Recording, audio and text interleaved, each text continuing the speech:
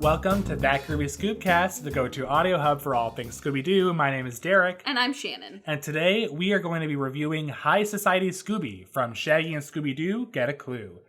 What were your overall thoughts on today's episode, Shannon? I actually did like it. Yeah? Yeah. You don't really like this series, honestly. It's somewhat growing on me. It's not one of my favorites. Do you think it was better than the last episode we watched from it? Yeah. So maybe it's just gradually improving, I guess. Yeah. It's growing on me, and it's also improving. So I don't think it'll ever be one of my favorites, but I can tolerate it. Yeah. Before we get into that, we will kick off the Mystery Machine Match, our weekly trivia competition where Shannon and I try to figure out which one of us knows Scooby-Doo better than the other. Currently, our tallies are sitting with me with 16 points and Shannon with 20, maintaining her consistent lead so far, to everyone's shock, I think. My own included. The listeners are probably going like, okay, yes, Derek, we know. She's shocking you. No, but it's like very shocking.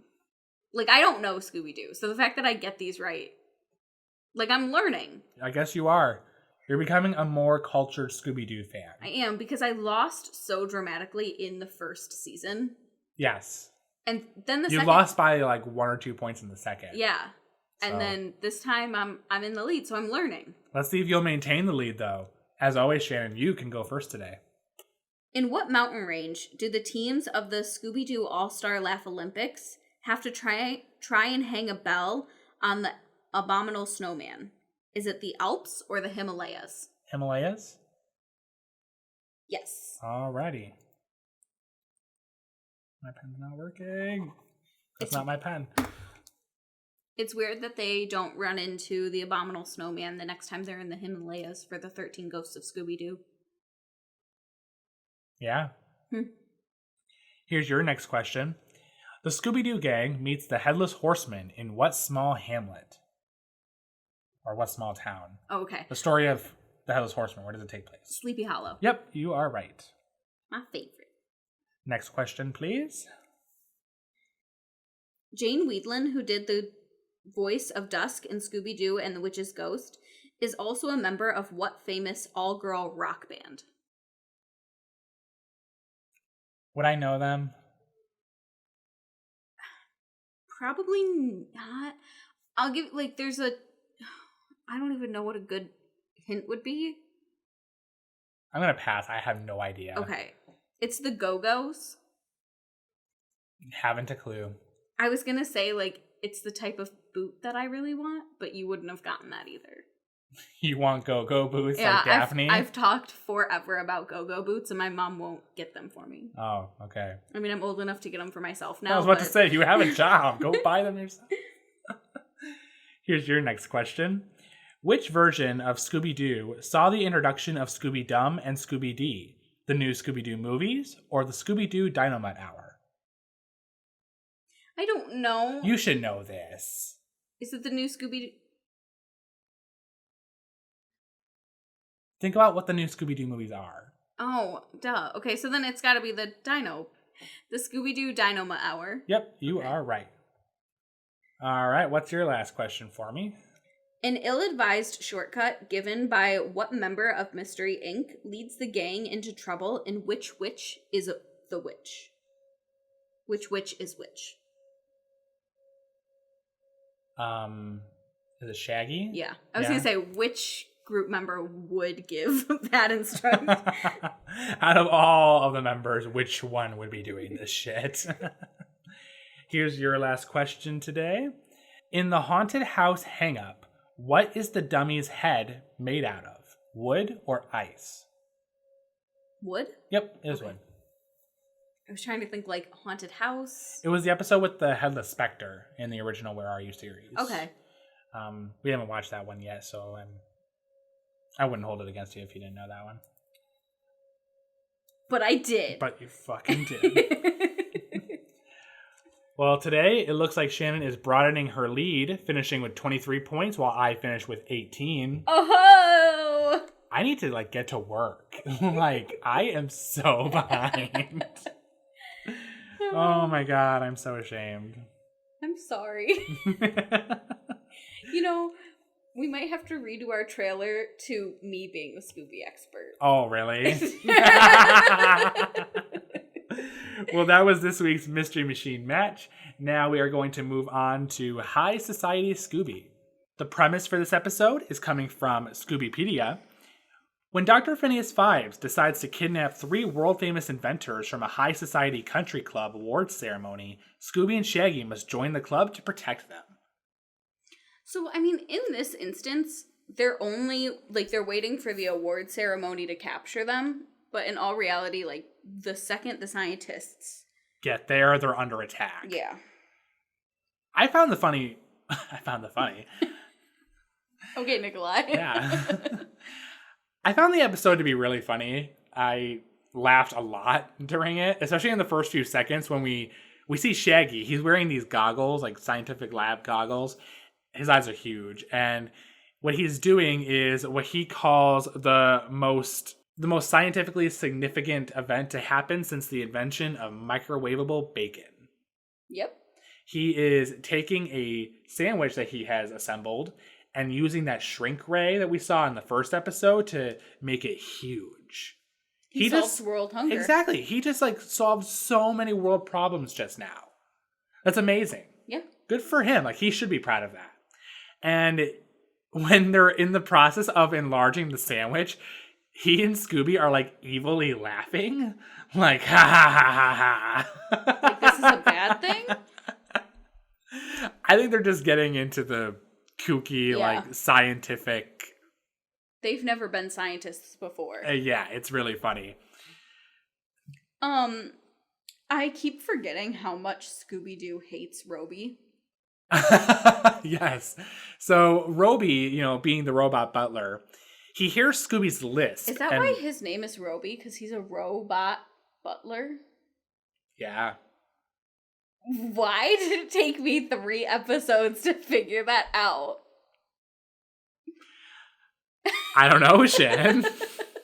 How am I winning in the Mystery Machine match? I was about to say, because you're the Scooby-Doo expert.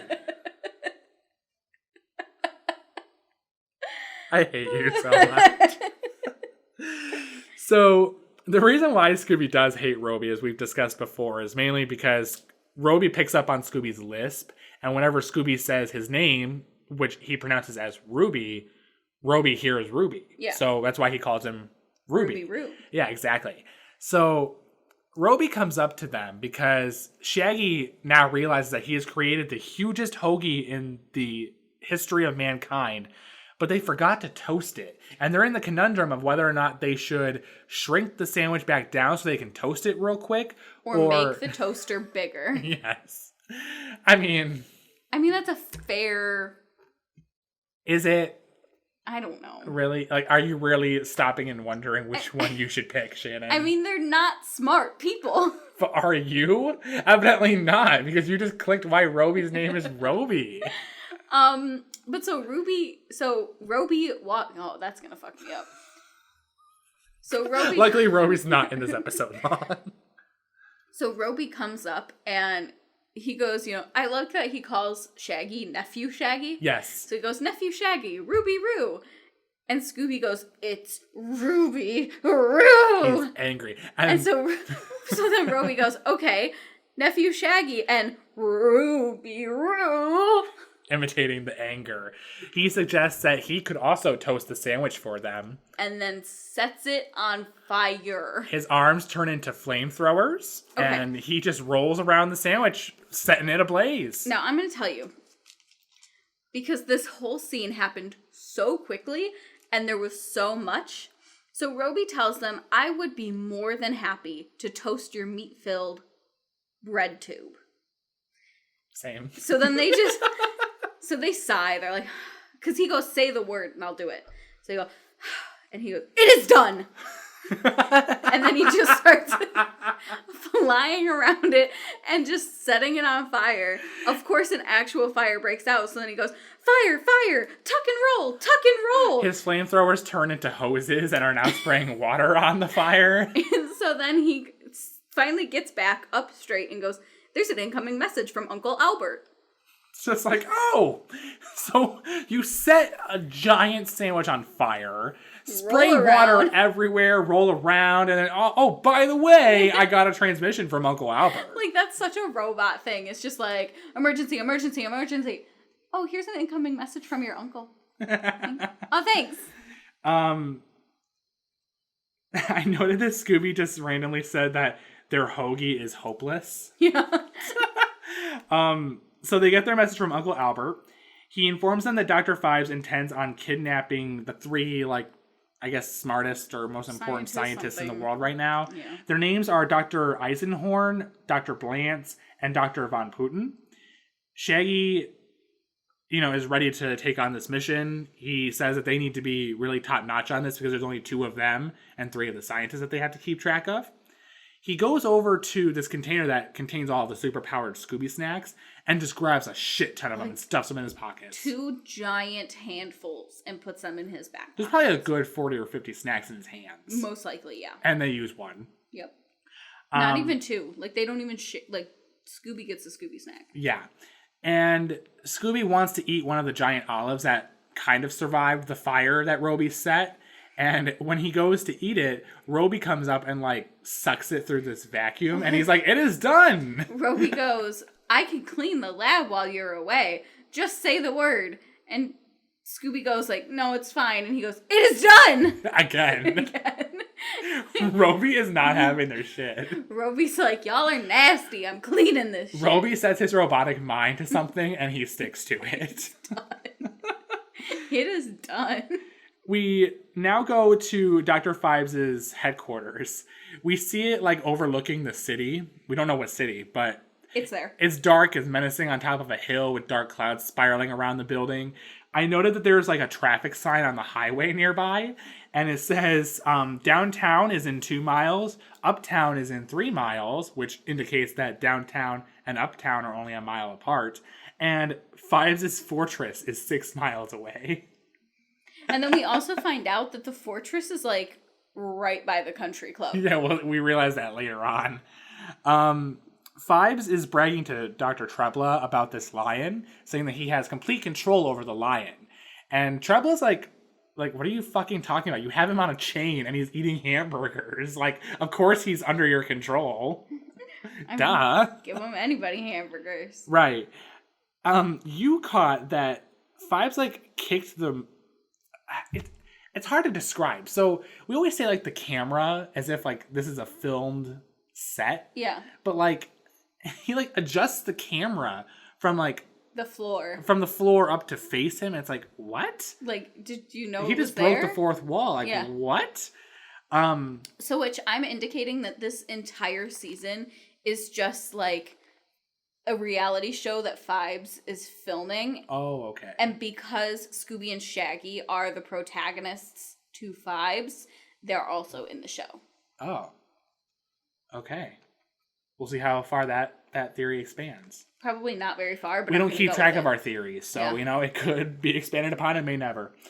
The lion is now done eating his hamburgers, and he doesn't really attack Phibes. He just scratches him a little bit. Takes his clothes, scratches the backside of his outfit apart. He tears it apart. Phibes doesn't notice though. So Phibes continues walking, and Dr. Treble is laughing because we get a good glimpse of Phibes' underwear being just white boxers covered in red angry faces. Which is definitely something that Phibes would wear. As would I. I'm gonna find them for you. Please, those are my soul underwear. My soul boxers.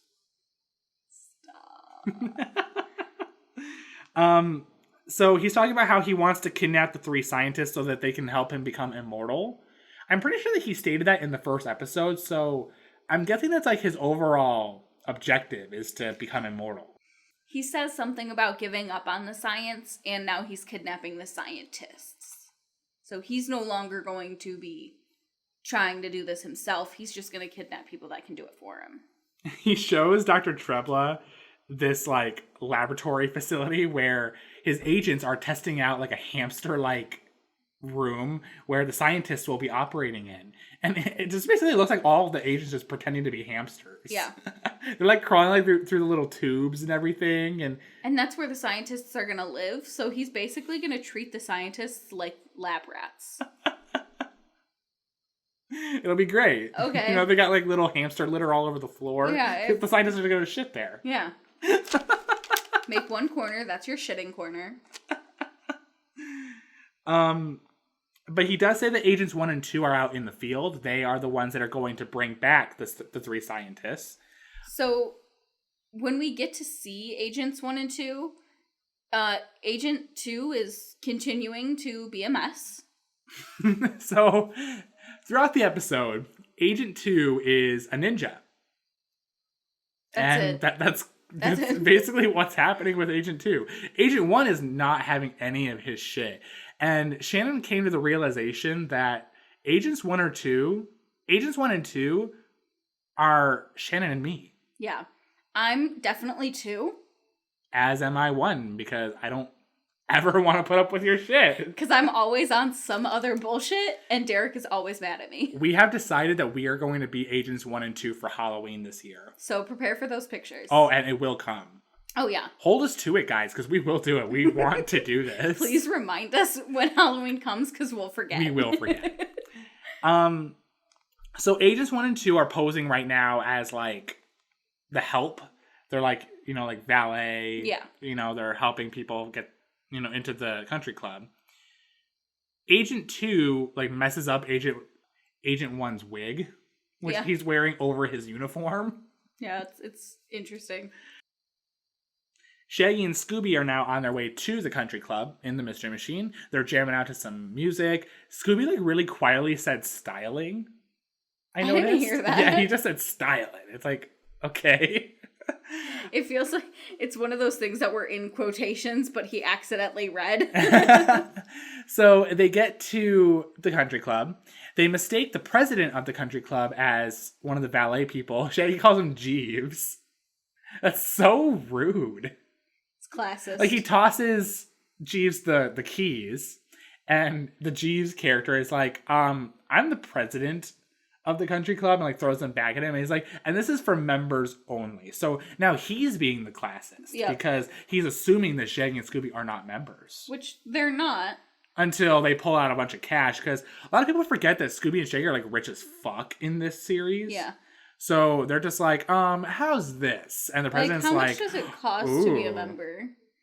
And the president fucking pockets the money. Oh, yeah. Like, I don't think he's going to actually put it towards the club. Like, he's just going to put it in his pocket and go home. Which, you know what? The president made a lot of money off of this specific episode, because in the end, they still, like, aren't members. Well, they got kicked out, but... And so, he doesn't have to put any of that money towards the club. I guess not. He introduces himself after he's paid. His name is Bink Bushnell. We learn that the name of the country club is Smarmington Briar. All right. I fucking hate that. You're supposed to. We see Shaggy and Scooby are now like heading into the building, and $1, or maybe it's $100. It could be anything, yeah, because they're millionaires. Some money slips out of Shaggy's pocket, and as it's flying, Agent 2 like just swipes it, and I'm just like, that's you. Same, yeah. I literally have been known to, like, while we're walking, dead stop and pick up like a penny. You would. I'm poor. Help me, I'm poor. Help me, I'm poor. So now they're heading into the building, and Shaggy remembers that he didn't park the car. He's like, oh. I want this ability on my car. He turns around and goes, autopilot, go park yourself. And the car fucking does. It runs over Agents 1 and 2 on the way. I mean, that's all right. Agent 2 gets run over by, specifically, that car twice. The Mystery Machine? Yeah. Agent 2 gets run over by the Mystery Machine twice, and then also, like, hits his own car, but that's something separate. But he gets run over twice in this episode. That's a lot. I can't handle that. Maybe we should put it to the test. That's so fucking rude. So now the 3 scientists have arrived. They come inside. I hate all of them. They all just look... They're all wearing monocles. Are they supposed to be, like, exaggerated British people? Maybe. Like, I feel like they're... I don't know. They have, like, features to them that just screams to me like stereotypical, kind of offensive British, like... You know what I mean? Yeah, like the just teeth. British and, scientists. Yeah, they just look, I don't know. They look somewhat unsettling to me. Eisenhorn is the one that gets the most lines, I noticed, in this episode. Yeah. I don't think we ever even hear Blance talk. So the 3 of them are inside. They're about to eat. And Shaggy and Scooby are like off to the side. And they're like, okay, so we have to watch those 3. And Shaggy has a plate full of olives. Yeah, he has a whole plate of olives. Like a mountain of olives on his plate. I think they tried to talk to them, but they didn't talk back to them. And Shaggy is now worried that the food that's being provided by the country club is laced. It's like, oh. So, okay, wait. Because our favorite line, you missed it. So, he tells Scooby, like, we have to go introduce ourselves to the scientists. And Shaggy starts to walk away. And Scooby goes, Roger. Shaggy. I mean, Roger. Shaggy? I mean, it's his last name. I think it's funny. Yeah, Shaggy it was funny. No, Rogers. yeah, so it was a funny little thing. So they run up to the scientists and they introduce themselves, and Scooby licks the short bald guy's face. Yeah, Blance. Yeah, Blance, and then they like all the scientists just walk away because they're like, "Fuck you." This is when Shaggy suggests to Scooby that the food being provided by the country club is laced. It's like, oh. We can't let them eat. And Scooby goes, I'm on it. So he just jumps onto the table where the 3 scientists are grabbing some food and just eats all the food. He smacks the food out of one of the woman's hands and eats it. Like, you're so fucking rude. Well, and it was just like, it reminded me of Roby with the, it is done. And Shaggy is now talking to Eisenhorn. He's telling him that he is the nephew of Albert Shackelford. And Eisenhorn is like shocked by it. He's like, you're his nephew? How is that possible? And Shaggy's like, really? Well, he's my mom's brother. Like, would make sense on why Shaggy is called Shaggy. It's like a nickname that also plays on his mom's maiden name. Yeah. So canon. Shaggy's mom's maiden name is Shackelford. There you go. There you go. These are the things we need to know. Yeah. Fun fact, not fun fact of the week, but fun fact. Yep. So, at one point, the female scientist, Dr. Von Putin, she goes into the women's restroom, and Scooby subsequently follows her in there. She screams, and he gets kicked out, rightfully so. Yeah. Scooby, you should not be following women into the women's restroom. That's not okay, whether or not you are a dog or a human. Just don't follow people into bathrooms. In general, just don't do that. Like, let's just not. If someone goes to the bathroom, they don't really want company. Don't do that. Unless they ask for company.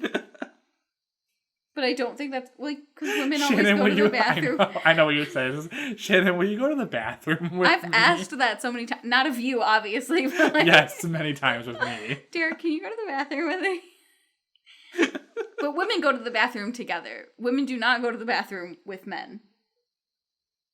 Unless they're trying to fuck. I'm sorry, this is not going anywhere. This conversation is not going anywhere. There's always a but, and I just can't stop thinking of it. After Scooby gets kicked out of the bathroom, he and Shaggy are now being enticed by food that Agent 1 is, like, luring them with. Because, like, earlier, Agent 1, like, realized, like, oh, shit, they're here too. And while they're following him, Agent 2 bursts out of the kitchen, I think. Okay, so what happened was, when we see the scientists go into the bathroom and Scooby follows, we see it from Agent 1 and 2's perspective. Yes. And so Agent 1 is like, we have to distract them, get them out of here. And so Agent 2 goes, I will, like, something about, I'm going to attack them with the ninja reflex, way or something. with the reflex of a rattlesnake. And he's just like, yeah. And I looked right at you when he did that. And so one's just like, okay, you do that. And so then after one, is goes enticing Shaggy and Scooby and luring them away. Number 2 jumps out of the kitchen, and he's got this scream throughout the entire episode. And it's just like, oh, I'm gonna fuck it up. I had it throughout the entire episode. Like, aye! And that's how he screams every time. I don't know if it's accurate, but it's basically that. And he, kicks Shaggy and Scooby into a table and... While also kicking Agent Number 1. Oh, yeah. Now they're all on the table, covered in cake, I think it was. And, the scientists and Bink, they're like, what is going on? And Shaggy realizes now, oh my god, it's Agents 1 and 2 from Phineas Phibes. Why are you here? And, Agents 1 and 2 managed to escape. Bink now is escorting Shaggy and Scooby out of the country club, saying that their membership is being suspended. So, of course, Shaggy just throws money at the problem, and it works. But before he did that, he did ask Bink really nicely if Von Putin got the olive that was in her nose out. And Bink is really nice about it. He's like, yes, thank you, she did. I'm glad she did. They're having such, an adult conversation about it, and then he's like, so, can I just give you some more money? We'll pay for the damages, you let us back in there. He accepts it, and something that I, noticed, and you noticed during the second viewing, as Bink is turning to walk away, he kind of, really slyly smirked, I'm just getting more, he's gonna keep milking these guys for money. So, he's like, yeah, that's fine, just behave yourselves. Yeah. Okay. Now, Agents 1 and 2 are outside, because they managed to, run away. And Agent 1 is just being like, we need to get rid of them. We need to do it fast. And this is when Agent 2 is like, Confucians say that it is better to go slow like the rabbit than fast like the careless turtle who sometimes hops into the farmer's soup. And so 1 replies that doesn't make any sense. Well, that's why you're never going to be a fucking ninja, Shannon. Yeah, apparently. I am the ninja, bitch. We now cut to the 3 scientists. They are on the golf course. They are just, playing a game before the ceremony. So, Shaggy and Scooby are in the mystery machine, and it's just monster trucking. It's like a monster truck golf cart hybrid it's transformed into. It's great. Before they show up, though, I did note that, because it sounds really scientific when Eisenhorn said it, trajectory plus velocity equals accuracy. Yeah. Because he's never played golf before. No, but of course they're going to be good. Oh, yeah. And so once Shaggy and Scooby show up, they're like, hey, can we play some rounds with you? And the scientists are like, no. And Shaggy says, we'll let you cheat. We'll let you cheat. You can ride in our car and we'll let you cheat. And all of them are like, okay. I just wrote down golf game antics. It's just a lot of 1 and 2 going back and forth trying to, harm Shaggy and Scooby with their, golf ball bombs. Yeah, and it keeps failing. At the very end of the whole golf course thing, Shaggy even points out, oh, maybe 1 and 2 gave up because they just genuinely don't notice what's going on. It's funny because they're stupid, but, they're also aware of what's going on, too. Yeah. And then at one point, Shaggy tells the scientists that they are... 3 points away from the record? From the record. And then he takes his hand and, makes a Pinocchio nose. I didn't see that. Yeah, and that was the funniest. I was just like, oh my gosh. We now hear ice cream truck music in the distance. And everyone gets so excited. I love the scientists even get excited. Specifically Eisenhorn, though. Yeah. So Shaggy and Scooby go to chase after the truck, and Eisenhorn calls off to them saying that he wants a rocket pop. Yep. And then Bink Bushnell shows up, and he's like, are you 3 ready for the ceremony? He's just picking them up. And Eisenhorn's like, I haven't gotten my rocket pop yet. And he's like, well, do you want the rocket pop, or do you want $1 million grant? And Eisenhorn, stands there for a second. He took a moment to think about it. He, almost considered giving up $1 million grant for a rocket pop. And we later find out that he might not get the $1 million grant. Right. We'll go to that in a second. But then, what was it? Scooby and Shaggy are now captured by the agents inside the truck. And all I'm thinking is kids getting kidnapped by people in a white van. Because they're just like, open the door, I want ice cream. And now they're tied up, and then Shaggy's like, open the door, let us out. And Agent 2 says, as a ninja, I would prefer to fight you, but my unenlightened partner insists that we blow you up. Yep. Agent 1 explains to them that they have a ton of bombs in the ice cream truck. And it's rigged to the music. Yeah, so when the music stops, the bombs will go off. They drive them off somewhere onto the course, and then they, leave Shaggy and Scooby in there to die. Meanwhile, the scientists and Bink are back at the country club. Mm-hmm. And I don't remember the exact wording it was, but yeah, like he almost didn't give them the grant. Yeah, he just said something like, you guys are going to get this, this, and this. Oh, yeah, you know what? Eisenhorn was like, and the grant? And Bink was like, yeah. Like, really passively. So, like, for a second, Eisenhorn was almost screwed out of his rocket pop for $1 million grant he wasn't also going to get. That poor guy. And, like, also, the whole reason they came to the ceremony was to get the $1 million right. grant. So, like, so I've wasted a whole day. He's not going to get it. What the heck? Over it. Scooby... Oh. So, Shaggy and Scooby are still tied up in the truck.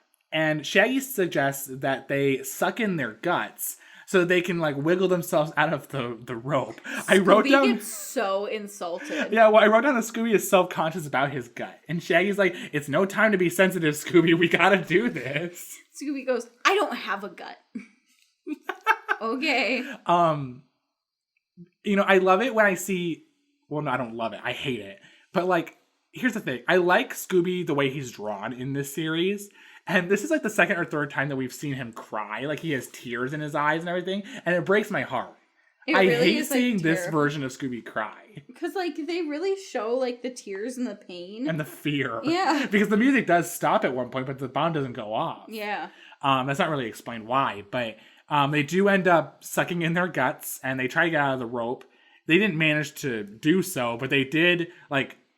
maneuver themselves into the front of the truck, and now the truck is just going haywire and it's just driving towards the country club. But the music started up again, so so now they're safe. Yeah, the bombs won't go off. Agents 1 and 2 are about to attack and kidnap the 3 scientists before the ceremony is about to begin. Agent 2 teleports. Okay. He just suddenly disappears. This is where me being number 2 really comes into play, because this is me on some bullshit on the daily. Agent 1's like looking around like, where'd you go? And Agent 2 is standing against a wall off to the side. And he's dressed in ninja, so he's black. The entire episode he's been dressed in. So he's hiding against this like black wall, so he blends in besides his shiny sword. And he says, I am nowhere. I am everywhere. I am one with the way of the ninja. And number 1 is getting so pissed off. He's grinding his teeth. He looks like he's about to have a stroke. Yeah. He looks like he is about to fall over. I'm just like, oh my God. Like, you can relate. But number 2 just disappears. He's just waddling around, like hiding in the shadows, being a ninja. Like you do. So, I don't know. It was like he just waddles around. He's in the darkness. Number 1 is wandering around, number 2, where are you? Where did you go? He's just like, ninja. And so finally he goes, you know what? Fine. Number 1 goes, fine. I'm just going to get them without you.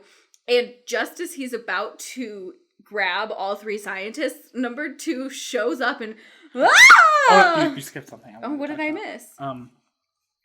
Before Agents 1 and 2 are about to advance and try and kidnap them, we hear the president, Bink. He is talking to the audience, and he says, and I'd like to also thank myself again.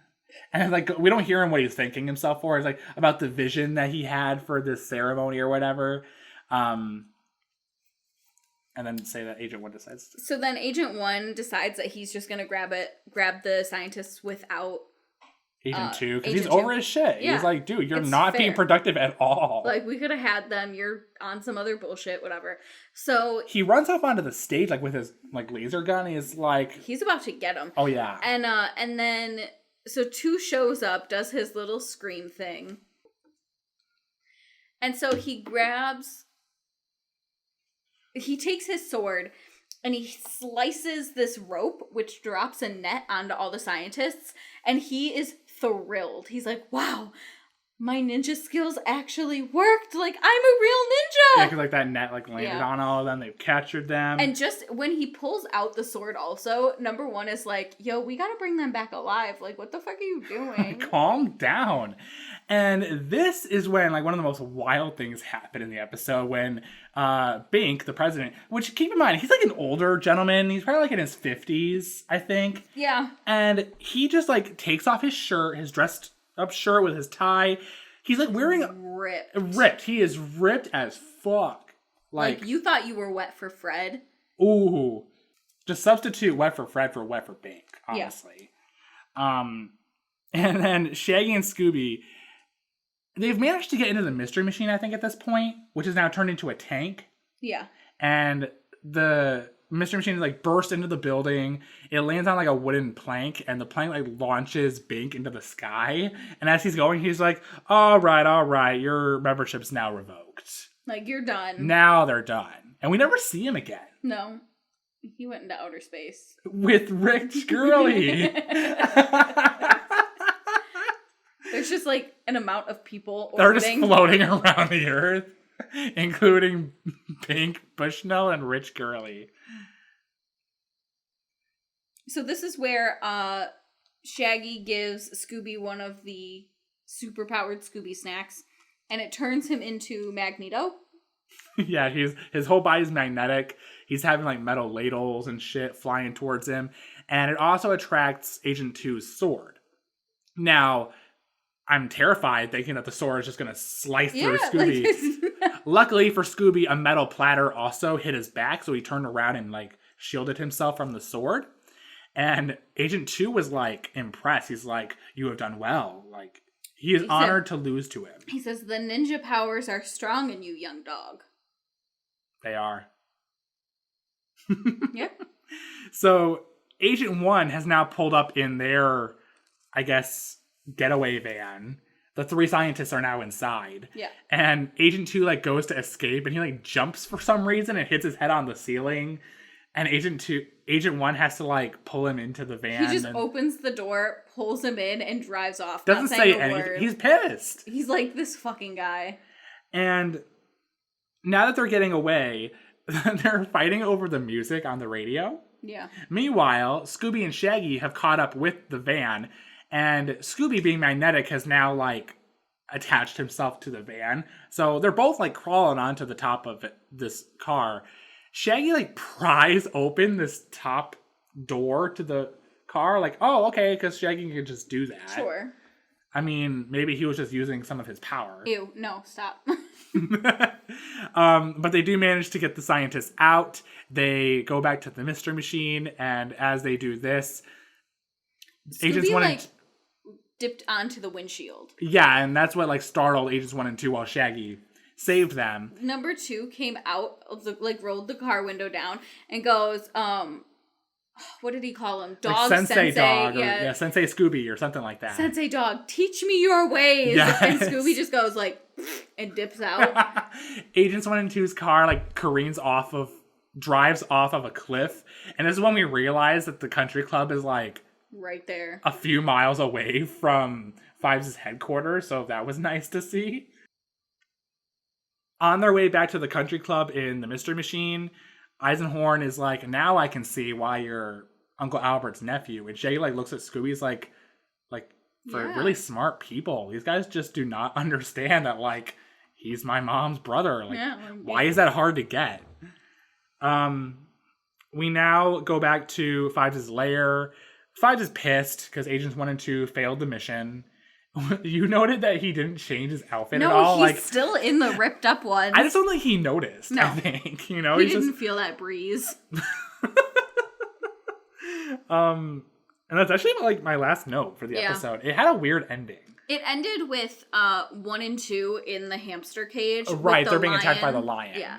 And that was kind of it. It didn't really have like a super conclusive ending in my opinion.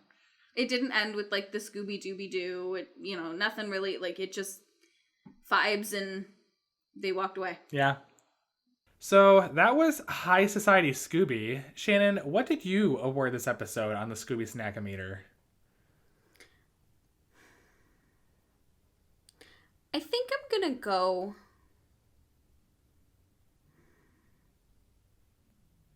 You're in a debacle right now. I am. Because you hate this series, but it But was a good decent episode. It was a good episode. It was pretty decent.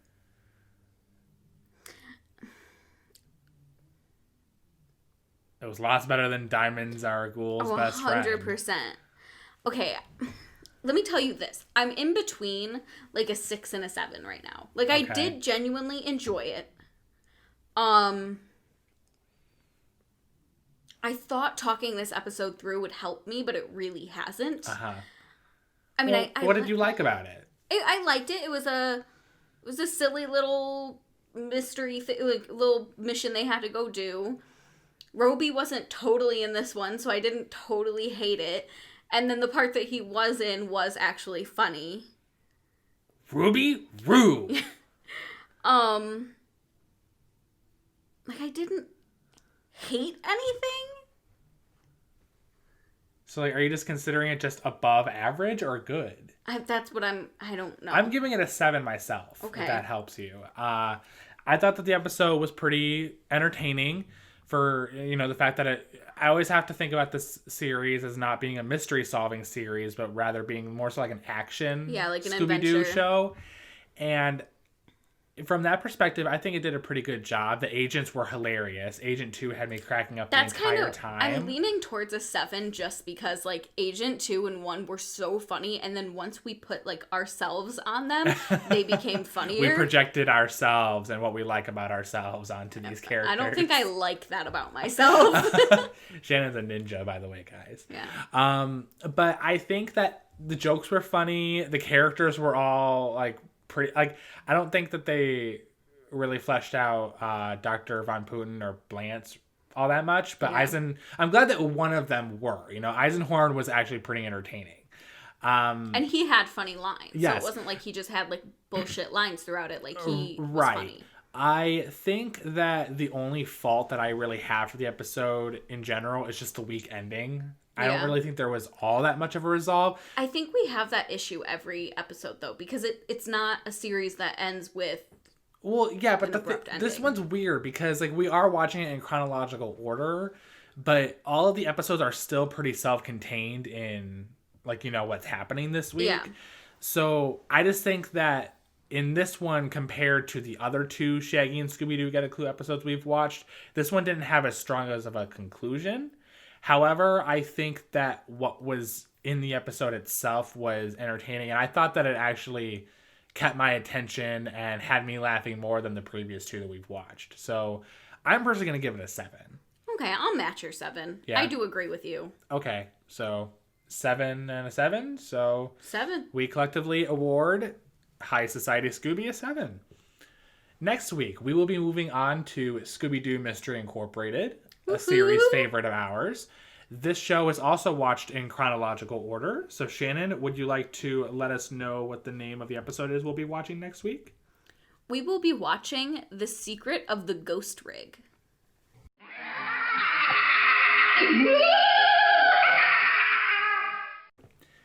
The premise for this episode is coming from Scoobypedia.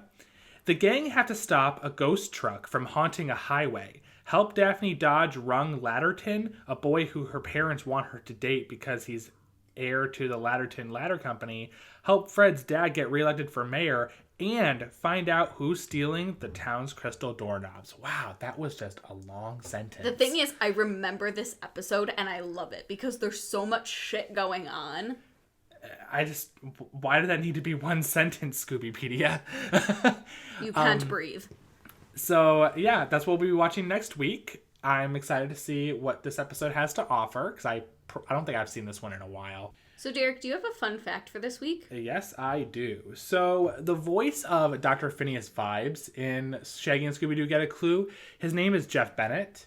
I'm not really good when it comes to actors or voice actors or anything like that. I don't care. But I discovered that Jeff Bennett has actually worked on a whole lot of voices for Scooby-Doo, like just specifically Scooby-Doo. I was going down his filmography that's featured on Scoobypedia, especially like content that we've watched and reviewed on this podcast that you would definitely be familiar with. He voiced Iago and the FBI agent in Scooby-Doo Franken-Creepy.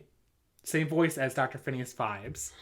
He also voiced, let's see, in What's New Scooby-Doo with Gold Paw. Do you remember Mr. B? He was the owner of the Secret Six Puppies. Yeah. He was voiced by Jeff Bennett. Another character that you would also know him from Diamonds Are a Ghoul's Best Friend. He voiced, let's see, Sam and Taylor. I don't know those characters. They were probably the ones that just screamed when they turned into werewolves. It's possibly. No, this is Diamonds Are a Ghoul's Best Friend. Oh, the one we just watched. The one we just watched last week. Yeah, and then a Swedish fan. Oh, the Swedish fan, the meatball. I don't know if it was that one though. Oh, maybe. That was the only it could have been. I hope it was. Or he was Joe. He was either the meatball or Joe. I'm just going down this Swedish list. fans we saw. Yeah. So going back to Gold Paw, he did voice Mr. B. Also voiced General Niedermeyer too. Oh, okay. Let's see if there's any others that we got on here. Mystery Incorporated, because you've watched the whole series before. In the first episode, Beware the Beast from Below, he actually voiced Professor Ruffalo. Oh, okay. Yeah. And for some reason, in one episode in season 2, he voiced Mr. E. Like, it was a different voice actor than the rest of the time. That won't be for a long time. No, I know. But yeah, so Jeff Bennett has evidently worked on a lot of Scooby-Doo voices that, other than Dr. Phineas Phibes, who he does in every single episode for Shaggy and Scooby-Doo Get a Clue. Thoughts on that? I mean, that's pretty cool. I'm usually decent with voice actors. I will say, like, with Scooby-Doo, it's a bit different just because, like, I am so, like, I take notes and do whatever, so I'm not focused on the voice acting.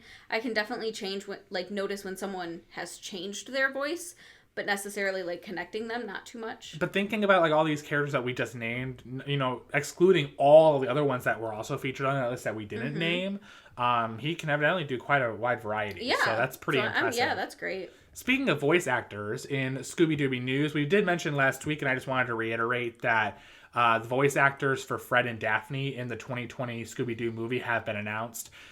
Instead of Frank Welker retaining his role as Fred, Zac Efron will be taking on Fred, and then Amanda Seyfried will be taking on Daphne's voice. Frank Welker is still in the picture. He is voicing Scooby. And then we have Will Forte voicing Shaggy and Gina Rodriguez voicing Velma. So the gang's back in town, except now we have Zac Efron. That's the only thing that you were able to focus on last week. You were so excited, kind of. I'm nervous. Yeah.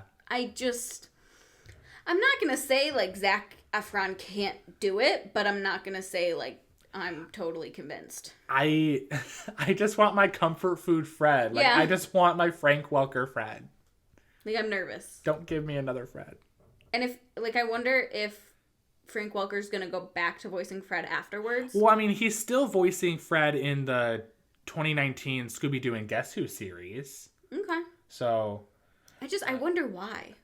Yeah, I don't get it. Because Matthew Lillard, who isn't voicing Shaggy for this movie, he's voicing he's voicing Shaggy. Actually, you know what? All of the actors were replaced. Except for Frank, because Frank is still being Scooby, but Kate Micucci isn't Velma, and Grey DeLise isn't Daphne. I don't know. But they are for the 2019? For the 2019 series, yes, but not for the 2020 movie. Which is just weird. Yeah. So I wonder if something happened in between. I don't know. Maybe they were so busy filming the series that they just didn't have time for the movie. I doubt that. I mean, me too, but that's what I'm hoping. I don't know. But that's Scooby-Doo news right there. If you guys want to talk to us about High Society Scooby, The Secret of the Ghost Rig, or really anything Scooby-Doo related, you can find us online. You can find us on Twitter at Groovy Scoobcast or Tumblr at That Groovy Scoobcast. You can check out our website, www.thatgroovyscoobcast.com. There you'll see our latest episodes and also past reviews and maybe even check out our shop. But other than social media or the website, you can also email us at thatgroovyscoobcast@gmail.com. And with that, we hope that you enjoyed that Groovy Scoopcast. Come back next week for a Scooby snack filled time. Bye, guys. Bye.